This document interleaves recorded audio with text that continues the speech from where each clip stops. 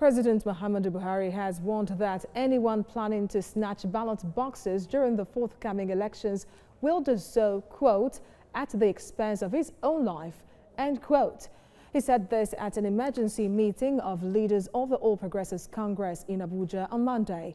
The president, who warned against tampering with the electoral process, says anyone who decides to snatch ballot boxes or lead thugs to disturb the polls would face the wrath of the law.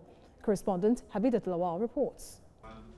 This meeting is aimed at addressing pressing concerns identified by party leaders due to the shifts in the elections. Chairman of the party, OSHIOMHOLE, expresses displeasure at INEC's handling of the postponement, alleging some connivance within the Electoral Commission with outsiders. We remain curious, and to that extent, we are very suspicious of the leadership of INEC. It is now clear to us from all that we have seen that the People's Democratic Party and their candidates and top leaders were aware that the elections will not take place.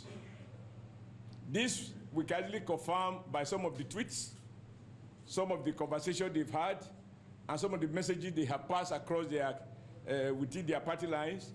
President Muhammadu Buhari, for his part, promises to ensure that circumstances leading to the postponement of the elections by the Independent National Electoral Commission is investigated after the conclusion of the general election. I don't want to go into too many details.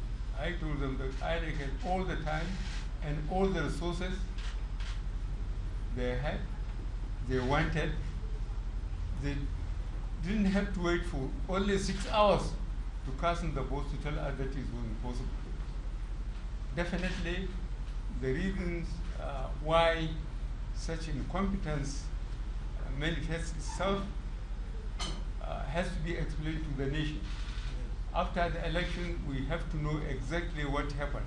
Rising from the emergency caucus meeting, President Muhammadu Buhari has asked the country's security agencies to deal ruthlessly with thugs and anyone found attempting to rig next Saturday's presidential election. Habidat Lawal, TVC News, Abuja.